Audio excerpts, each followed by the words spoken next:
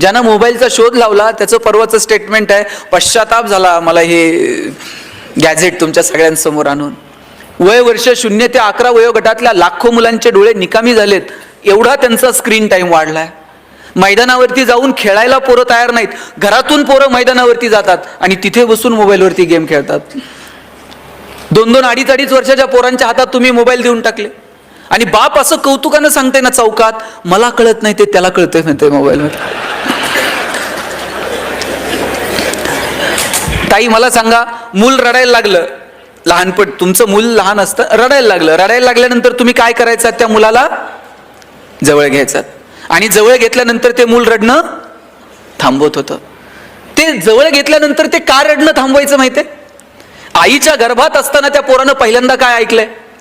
आईच्या हृदयाचे ठोके ऐकलेले आहेत. त्याला ते इतके परिचित आहेत 9 महिने की त्याला जवळ घेतल्याबरोबर आई त्या बाळाला कळतं की अरे माझी आई आहे, आणि ते पोरगं रडणं थांबवत होतं. आता मला सांगा, मूल रडायला लागल्यावर आई काय करते? आता हे मी सांगितलं का कुणी सांगितलं? आई मोबाईल काढते आणि पोराच्या हातात देते, आणि पोरगा असलं पुढचं मोबाईल हातात आल्याबरोबर रडायचं थांबते. आईच्या स्पर्शाची जागा जर मोबाईलच्या स्पर्शाने घेतली असेल तर हा कुणाचा पराजय? विज्ञान तंत्रज्ञानाचा विजय आहे का मातृत्वाचा पराजय? हे ठरवण्याची वेळ आली आहे. आतापर्यंत मी एवढंच सांगत होतो भाषणात. काल मी येताना प्रवासात पाहिलं, म्हणजे आईनं जवळ घेतल्यानंतर मुलांना रडणं थांबवणं ही पहिली पायरी होती.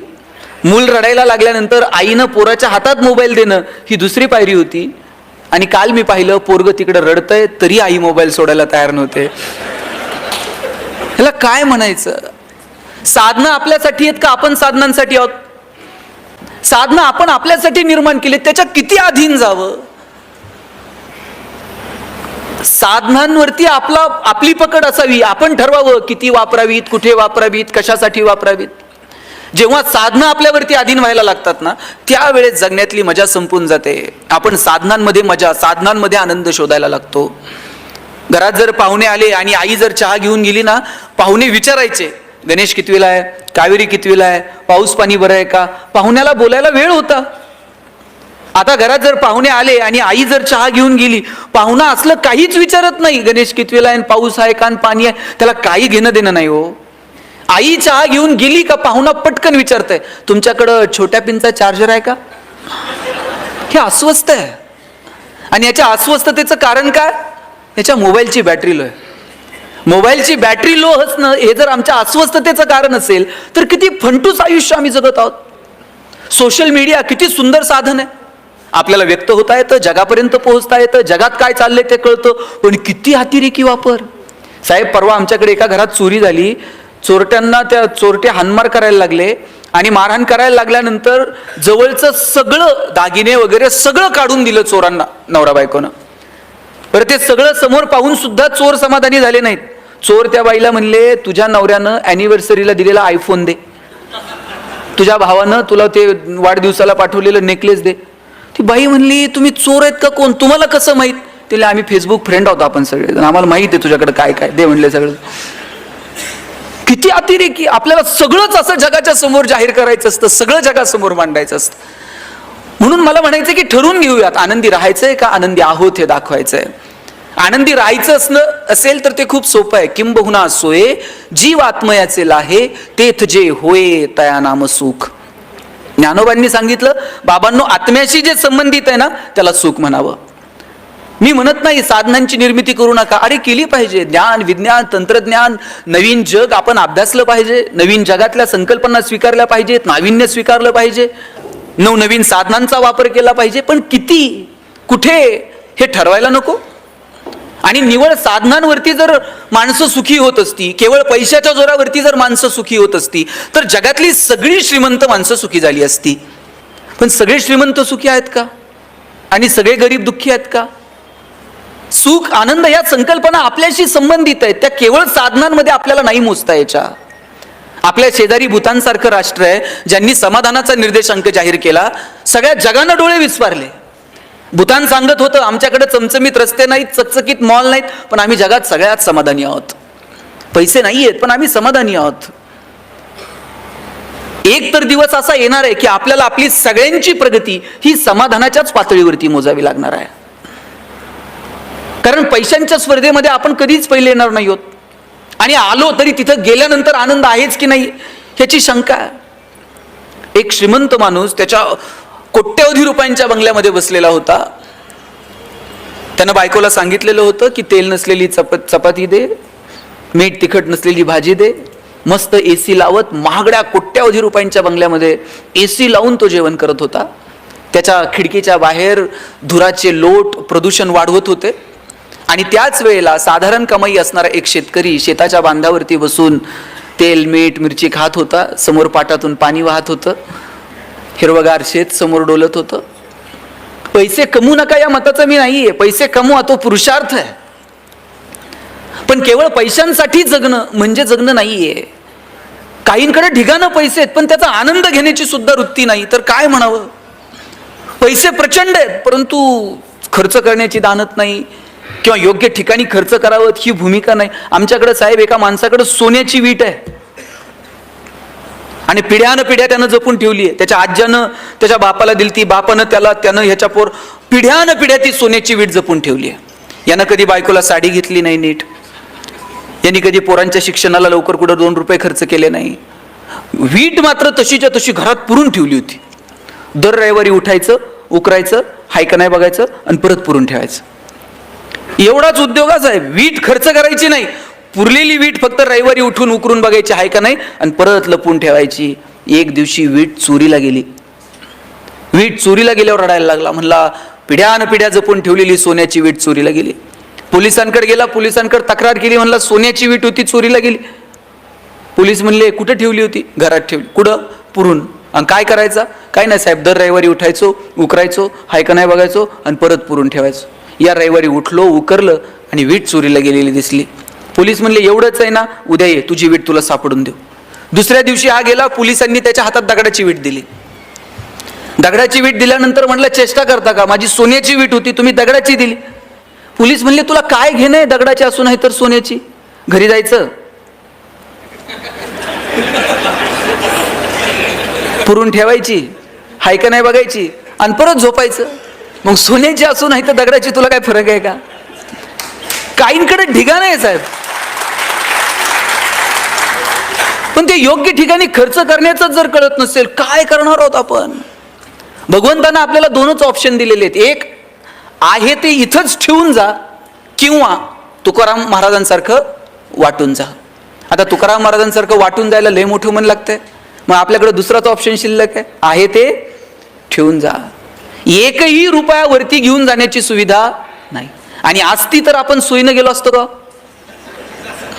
ह्याचं नेता येईल का, त्याचं नेता येईल का, काय करता येईल? किती सुंदर वागलाय भगवंत आपल्यासोबत. जन्माला आल्यानंतर मुळात भगवंताचे इथंच आपल्यावरती अनेक उपकार आहेत की त्यांनी आपल्याला माणूस म्हणून जन्माला घातलं. याच्यापेक्षा काय उपकार करावेत देवानं आपल्यावरती? अहो आपण माणसं आहोत, माणसांना व्यक्त होता येतं. मला माझ्या भावना तुमच्या समोर मांडता येतात, माझ्या भावनांना तुम्हाला प्रतिसाद देता येतो, तुम्हाला रडता येतं, तुम्हाला हसता येतं, तुम्हाला एकमेकाच्या मदतीला धावून जाता येतं. भावना व्यक्त करण्याची संधी भगवंतानं फक्त माणसाला दिली. हो आपण किती नशीबवान आहोत. रोज हायवेवरती 2-4 कुत्री मरून पडलेली असतात.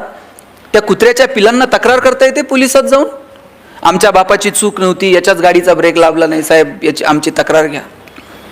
धाब्यावरती रोज 10-5 कोंबड्या अशा त्या काठीला आडव्या बांधलेल्या असतात, काठी आडवी बांधलेली असते अशी गाडीला, तिला उलट्या कोंबड्या लटकवलेल्या असतात आणि त्या धाब्यावरती वाहून नेतात.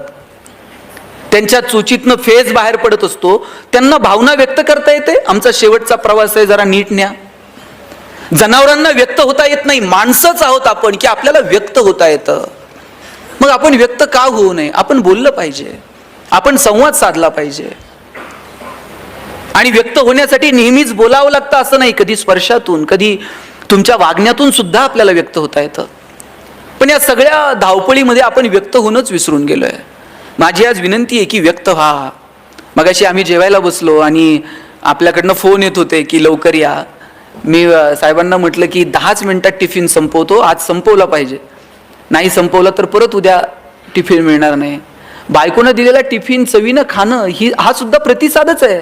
तिनं सकाळी उठून तुमच्यासाठी केलेल्या टिफिनसाठी.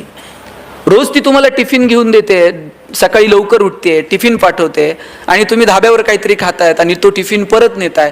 1 दिवस, 2 दिवस, 3 दिवस, 4थ्या दिवशी असं करून बघा, तुम्हाला कळेल 5व्या दिवशीचा प्रतिसाद काय ते. कधीतरी तुम्ही तुमच्या प्रतिसादातून व्यक्त व्हा. आणि नेहमीच प्रतिसाद काय माहितीये का, आपण प्रतिसाद द्यायला कमी पडतो. आपली भूमिका कायम प्रतिकाराची असते.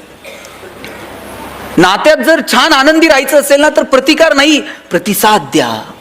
मी असंच लग्नाला गेलो होतो एका, आणि सगळे नवीन जोडपे होते, सामुदायिक विवाह सोहळा होता, आणि भाषण करताना मी सांगितलं प्रतिकार नको, प्रतिसाद द्या.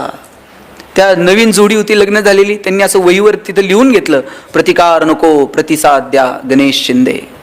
घरी गेल्यानंतर बायकोनं अशी आनंदात पर्स बिर्स फेकून दिली. नवऱ्याच्या असा डोळ्यात डोळे घालून पाहिलं आणि म्हटली, मैं तेरे लिए मर जाऊंगी, मिट जाऊंगी. बायको म्हटली, मैं तेरे लिए मर जाऊंगी. नवरा म्हटला, बघ कसं जमतंय तसं कर म्हटलं. म्हटले हे काय? म्हणले ते सकाळी सरांनी सांगितलं ना, प्रतिकार नको. कुठं प्रतिसाद द्यायचा आणि कुठं प्रतिकार करायचा हे जर कळलं नाही ना, तर मग गफलत होऊन जाते. दुर्दैवानं नात्यांमध्ये काय झालंय माहितीये का, कुठं प्रतिकार करायचा आणि कुठं प्रतिसाद द्यायचा हे कळलेलं नाही. मगाशी मी म्हटलं ना की अहो काय हो मी कौतुक करतो की तुम्ही आज सगळ्यांना विथ फॅमिली बोलवलं. कधीतरी त्यांनाही कळलं पाहिजे आपला नवरा काय करतो. त्यांना फक्त इतकेच माहिती आहे की त्यांच्याकडे दिवे लावायचं काम आहे. तो कोणते कसे काय वर्षातनं एकदा त्यांनाही कळलं पाहिजे. त्यासाठी तुम्ही विथ फॅमिली त्यांना बोलवलं. आणि माझं सगळ्या महिला मंडळींना सांगणं आहे की नवरा बायकोचं नातं हे इतकं सुंदर आहे ना, ते आपण समजून घेतलं पाहिजे. आज ज्या यशवंतराव चव्हाण साहेबांच्या नावानं हे सभागृह आहे, यशवंतराव चव्हाण साहेबांची ही कर्मभूमी आहे. काय नातं असतं नवरा बायकोतलं तुम्हाला सांगतो. चव्हाण साहेबांना मूल झालं नाही. चव्हाण साहेबांनी वेणूताईंना पत्र लिहिलेलं होतं की वेणू आपल्याला मूल होऊ शकत नाही, तू वेणूताईंनी चव्हाण साहेबांना पत्र लिहिलं होतं, साहेब आपल्याला मूल झालं नाही, तुम्ही दुसरं लग्न करा. चव्हाण साहेबांनी परत पत्र लिहिलं वेणूताईंना, तुझं पत्र मला मिळालं, तू सांगितलेली संकल्पनाही मी वाचली, पण वेणू ज्या दिवशी तुझ्यासोबत मी फेरे घेतले तेव्हापासून तर शेवटच्या श्वासापर्यंत यशवंतराव वेणूसाठी आणि वेणू यशवंतरावासाठी परत असं पत्र मला पाठवू नको. यशवंतराव चव्हाण कितीतरी वेळा वेगवेगळ्या परदेशी दौऱ्यावरती गेले आणि एकदा परदेशी दौऱ्यावरती जाताना वेणूताईंना ते म्हटले, कधीच मी तुझ्यासाठी काही आणलं नाही, कधी दागिने आणले नाही, कधी साडी आणली नाही, पुस्तकं सोडून मी काहीच कधी खरेदी केलं नाही. आता या दौऱ्यावरती मी जाणार आहे, तुझ्यासाठी काय घेऊन येऊ. यशवंतराव चव्हाणांचीच ती पत्नी पुढे आली, हातावर हात ठेवला आणि वेणूताई म्हटल्या, काही नाही, लवकर आणि सुखरूप परत या, याच्यापेक्षा दुसरं काही नको. काय असतो नात्यांमध्ये. आणि नाती जपायला फार पैसे लागतात, आनंदानं राहायला महागडी गिफ्ट द्यावी लागतात, असलं कुणी सांगितलंय. ह्या बायका इतक्या भोळ्या आहेत, त्यांना गिफ्ट काही लागत नाही. मी आज पहाटे 5 वाजता उतरलोय आणि थेट इकडे आलोय. इथून परत घरी जायला रात्री 11-12 होणार आहेत. 12 वाजता कोणती बायको प्रेमानं दार उघडेल, वा वा वा वा एवढ्यात 12 वाजता आलायत, या स्वागत, असं होतंय का. 100% बायको रागातच दार उघडत असते. ती रागवल्यानंतर आपणही आवाज वाढवायचा असं असतं का. तिनं जर रागात दार उघडलं ना, तुम्हाला म्हणून सांगतो, तुम्ही असं 30 सेकंद फक्त तिच्याकडं राजेश खन्नासारखं बघायचं आणि एक डायलॉग मारायचा, तू ये म्हणून संसार चाललाय, नाही तर माझ्याच्यानं काय खरं आहे का. ती अख्ख्या कॉलनीत सांगते, 1 नंबर नवरा भेटलाय म्हणते. काय लागतो. देवकांत साहेब तुम्ही प्रयोग करून पहा. कौतुक करायला धाडच लागतं गायकवाड साहेब, हे काय सोपं काम नाहीये. मी असंच एका भाषणात म्हटलं, बायकोचं कौतुक करा. 4 लोक भांडायला आली माझ्याकडे. मला म्हटले, एकतर आमची बायको कार्यक्रमाला होती आणि तुम्ही असलं काय काय सांगत असताय, कौतुक बितुक करा. म्हटलं अडचण काय, तुला कौतुक करायला काय अडचण आहे. म्हटलं मला कौतुक करायला अडचण नाही, तिला ऐकायला येत नाही, त्याचं काय करू. म्हटलं मग दवाखान्यात घेऊन जा. हे संध्याकाळी जाताना दवाखान्यात गेला, डॉक्टरांना म्हटला बायकोला ऐकायला येत नाही. डॉक्टर म्हटले, किती अंतरापर्यंत तिला ऐकायला येत नाही ना, हे घरी जाऊन मोजून ये म्हटले. हा घरी गेला, बेल दाबली, पोरानं दार उघडलं. बायको किचन मध्ये होती. किचन मध्ये बायको हा त्यानं दारातूनच आवाज दिला, अगं भाजी काय केली. तिकडून काहीच प्रतिक्रिया नाही. याला कळलं हॉलच्या दारातून ऐकायला येत नाही. थोडासा हॉलमध्ये पुढे गेला, सोफ्यावरून आवाज दिला, अगं भाजी काय केली? किचन मधून काहीच प्रतिक्रिया नाही. याला कळलं प्रकरण गंभीर आहे, हॉलमधून पण ऐकायला येत नाही. किचनच्या दारातून आवाज दिला, भाजी काय? काहीच प्रतिक्रिया नाही. शेवटी बायकोच्या मागं जाऊन उभा राहिला आणि कानात ओरडला, अगं भाजी काय केली? बायकोनं हातातली कढई अशी दंदिशी आदळली, म्हणली 4 वेळा सांगितलं ना तुला बटाट्याची केली म्हणून.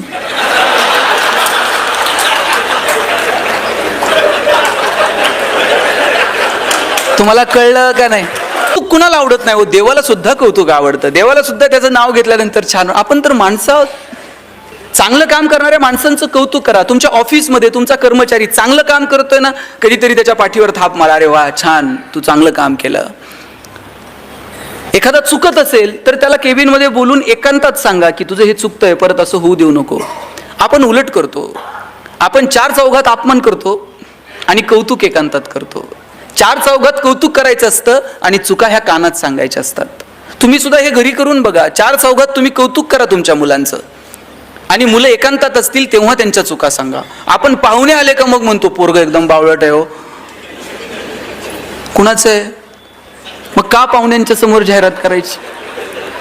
बरं, आपण जर म्हटलं ना तुम्ही पोरग किती बावळट असू द्या, आणि पाहुणे आल्यानंतर तुम्ही फक्त पाहुण्यांना म्हणायचं आमचा दादा इतका हुशार आहे ना, दादा लगेच पुस्तक घेऊन बसतोय पाहुण्याच्या पुढं.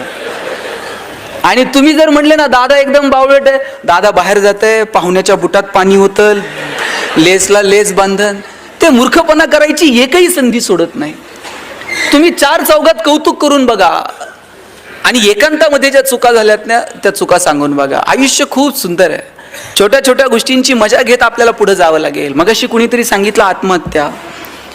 का आपण आत्महत्या करतो? अहो, माणसाचा जन्म मिळणं याच्यापेक्षा आणखी काय सुंदर असू शकतो मला सांगा? फार फार तर काय होईल, कुणीतरी गरिबीत जन्माला येईल, कुणीतरी श्रीमंत कुटुंबात जन्माला. अरे गरिबीत जन्माला आलो ठीक आहे, कुठं जन्माला यायचं आमच्या हातात नाही, पण आम्ही गरिबीत मरणार नाही हे मात्र स्वतःला दणकून सांगायचं. हा चला आम्ही कष्ट करू, काबाड कष्ट करू, मोठी होऊ, शिकू. किती किती संधी भगवंतानं तुम्हाला मला दिल्यात. मगाशी कुणीतरी एका व्यापाऱ्याचं उदाहरण सांगितलं की व्यापारात अपयश आलं, सरांनीच सांगितलं. अशा छोट्या छोट्या कारणांसाठी गडबडीत होऊ नये. छोट्या छोट्या गोष्टींसाठी आपण आत्महत्या वगैरे हे तर फार मोठे शब्द झाले हो. अनेक क्षेत्रातल्या लोकांनी आत्महत्या केल्या, इंडस्ट्रीतल्या लोकांनी आत्महत्या केल्या, व्यावसायिकांनी आत्महत्या केल्या, अनेक सामाजिक कार्यकर्त्यांनी आत्महत्या केल्या. मला प्रश्न पडतो की ज्याला जगणं कळालंय ना तो माणूस आत्महत्यांकडे का वळतो? आपल्याला बोलता येतं, चालता येतं, भगवंतानं विचार करण्याची क्षमता आपल्याला दिली, मुळात माणूस म्हणून जन्माला घातलं. आणि लक्षात घ्या किती उपकार आहेत देवाचे आपल्यावरती. जन्माला येण्याची बातमी देव 9 महिने आधी सांगतो. 9 महिने आपल्याला आधी संकेत मिळतात कुणीतरी जन्माला येणार आहे.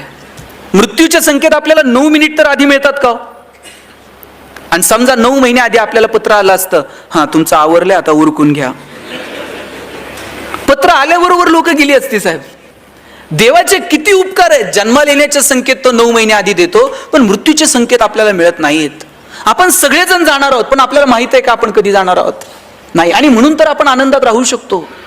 एका स्मशानभूमीवरती सुंदर वाक्य लिहिलेलं होतं, मेरी मंजिल बस यही तक थी, मैंने आते आते जिंदगी गुजारली. आपल्याला सगळ्यांना तिथे जाऊन पोहोचायचंय. तिथं जाईपर्यंत आनंदानं जगू.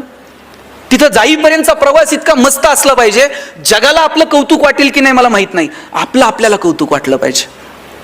तुकाराम महाराज निघाले आणि एकाने विचारलं, महाराज तुम्ही निघाले, काय मिळवलं तुम्ही आयुष्यात? ग्रंथ लिहिले, अभंग लिहिले, काय मिळालं काय आयुष्यात? तुकाराम महाराज म्हटले, कौतुक वाटे झाली या वेचाचे. जगाचं काय मला माहित नाही, पण मी जे जगलो ना माझं मला कौतुक वाटतंय. आपल्याला कौतुक वाटलं पाहिजे की अरे आम्ही मस्त जगलो. नव्हती आमची परिस्थिती, पण केलं आमच्या परीनं जेवढं होईल तेवढं. नाही आम्ही धनदांडग्या कुटुंबात जन्माला आलो, पण शिकलो, अधिकारी झालो, आलो समाजामध्ये, पोरबाळ उभी केली, 4 कुटुंबांना मदत केली, 10 गावं उभी केली. हे आपल्याला कौतुक वाटलं पाहिजे की माणूस म्हणून आपण नेमकं काय जगलो. अहो शेतकऱ्याचा एखाद्याचा तुम्हाला फोन येतो आणि तुम्ही पटकन तुमचा माणूस तिथं बांधावरती पाठवता, त्याची विजेची तार जोडून देता, त्याच्या बांधावरती लाईट येते, त्याची मोटर चालू होते. ही गोष्ट तुम्हाला छोटी वाटत असेल की तुमच्या वरिष्ठांनी सांगितलंय, फोन आलाय, तुम्ही काम करून आलात.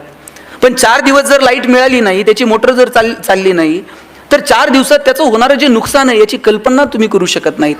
तुमच्या दृष्टीनं ते छोटं काम आहे, पण त्याच्या दृष्टीनं ती गोष्ट आभाळ एवढी असते. एखाद्या पोराचा पेपर आहे उद्या आणि त्याच्या घरात लाईट नाहीये आणि तुम्ही जाता आणि विजेची समस्या संपून ती वायर जोडून देतात, लाईट लागते. त्या पोराला विचारा त्या 8-10 तासांची किंमत काय आहे. उद्या पेपर होता पण तुमच्यामुळे तो रात्रभर अभ्यास करू शकला. गोष्ट छोटी आहे पण त्या समोरच्या व्यक्तीसाठी ती डोंगरा एवढी गोष्ट आहे. या गोष्टींचं कोण तुमचं कौतुक करल नाही मला माहित नाही, पण तुमचं मात्र तुम्हाला कौतुक वाटलं पाहिजे. रोज मृत्यूशी सामना, रोज फील्डवरती तुम्ही काम करणारी माणसात, रोज विजेच्या तारांशी तुमचं खेळणं आहे, वरती त्या खांबावरती चढणं आहे. ह्या गोष्टीचं तुमचं तुम्हाला कौतुक वाटलं पाहिजे. आणि विशेष म्हणजे महिलांना माझं सांगणं आहे की तुमच्या नवऱ्याच्या कामाचं तुम्हाला कौतुक वाटलं पाहिजे की अरे आपला नवरा जे काम करतोय हे समाज हिताचं आहे, हे देशाच्या हिताचं आहे, हे एखाद्या गावाच्या हिताचं आहे, एखाद्या कुटुंबाच्या हिताचं आहे. त्याचा अभिमान तुम्हाला वाटला पाहिजे. तुम्ही तुमच्या पोरांना तुमच्या नवऱ्याची गोष्ट सांगितली पाहिजे की राजा तुझ्या बाबांना हे असं असं केलंय, तुझे वडील हे काम करतात, याचा अभिमान बाळग. आपण हे कधी सांगणार आहोत येणाऱ्या पिढ्यांना?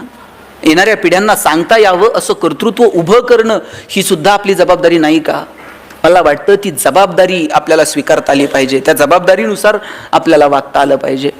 छोट्या छोट्या गोष्टी आहेत पण ज्यातून कमालीचा आनंद मिळू शकतो, त्या कमालीचा आनंद देणाऱ्या गोष्टी आपण शोधल्या पाहिजेत. मी सुरुवातीला म्हटलं ना की फक्त साधनांमध्ये आनंद नाहीये. खरंच मला सांगा, खरंच फक्त साधनांमध्ये आनंद आहे का हो? साधनं किती वाढली पण आनंद कुठे उरपळून गेला? मी मगाशी म्हटलं संवादाची साधनं नव्हती, आता साधनं वाढली आहेत पण आपण बोलतो का? प्रत्येकाच्या हातात मोबाईल आलेत पण आपलं बोलणं सुधारलंय का? रस्ते सिमेंटचे झालेत पण आपलं चालणं सुधारलंय का? पैशांच्या जोरावर हजारो किलोमीटर दूर असणारे चंद्र, सूर्य, ग्रह, तारे दुर्बिणीच्या साह्यानं जवळ करून पाहिलेत, पण आयुष्यभर शेजारी राहणाऱ्या माणसाबरोबर आपले प्रेमाचे संबंध निर्माण झालेत का? मग निवळ साधनांच्या जोरावरती आनंद निर्माण कसा होईल? साधनं कमवू नका या मताचा नाही, पण निवळ साधनांच्या जोरावरती आनंद मिळत नाही हे मात्र आपण ठरवलं पाहिजे. सुरुवातीला नोकऱ्या लागल्या, साहेब किती पगार होते हो सुरुवातीला? आता हे जे रिटायर झालेली माणसं असतील, किती पगारांनी तुमच्या नोकऱ्या सुरू झाल्या? किती पगार होते? किती? 3,000 रुपये पगार होता. काय हो 3,000 रुपये पगाराने नोकरी सुरू झाली? 3,000 पगारात लगेच 2 BHK फ्लॅट घेतला का? एका खोलीतून संसार सुरू. माझे वडील मुख्याध्यापक म्हणून रिटायर झाले, 15,000 रुपये पगार होता. रिटायरमेंटपर्यंत त्यांची सोसायटी संपली नाही, नंतर पेन्शनमधून त्यांनी सोसायटी भरली. पैसे नव्हते. मला या मागच्या पिढीचा खूप हेवा वाटतो साहेब. आमच्या पिढीला काय करायचंय सांगा? आम्हाला एक फ्लॅट घ्यायचा आहे पुण्यात, त्याचेच हप्ते आयुष्यभर फेडायचे. एक गाडी घ्यायची, तिचंच कर्ज फेडत बसायचंय. याच्या व्यतिरिक्त आमच्यावर जबाबदारी काय? आमच्यावर विशेष जबाबदाऱ्या नाही आहेत. पण तुमच्या पिढीचं मला कौतुक वाटतं. पगार थोडे होते पण तुम्ही भावांचं शिक्षण केलं, बहिणींची लग्न केली, गावाकडे भावाला पाईपलाईन करून दिली, चुलत्या पुतण्यांची पोरं तुमच्या घरी शिकायला होती. अहो गावातलं कुणी जर हॉस्पिटलला ॲडमिट असलं तर तुम्ही त्याला घरातून डबा घेऊन जात होतात. हे जे एकोपा होता, हे जे एकत्र असणं होतं, हे जे कुणासाठी तरी काहीतरी करणं होतं, यात काय आनंद आहे? पैसे नव्हते, 3,000 नोकऱ्या सुरू झाल्या. काय हो, बायको जर कधी म्हटली असेल इथून साताऱ्याला घेऊन चला, गाडी नव्हती स्वतःची, मित्राची गाडी घेऊन तिसऱ्याकडनं पेट्रोलला पैसे घेऊन गाडीवर बायकोला बसून साताऱ्याला निघायचं. निम्म्या रस्त्यात गेल्यावर गाडीतलं पेट्रोल संपत होतं. गाडी वाकडी करायची, टाकीत फुकायचं, किका मारून मारून घामाघूम.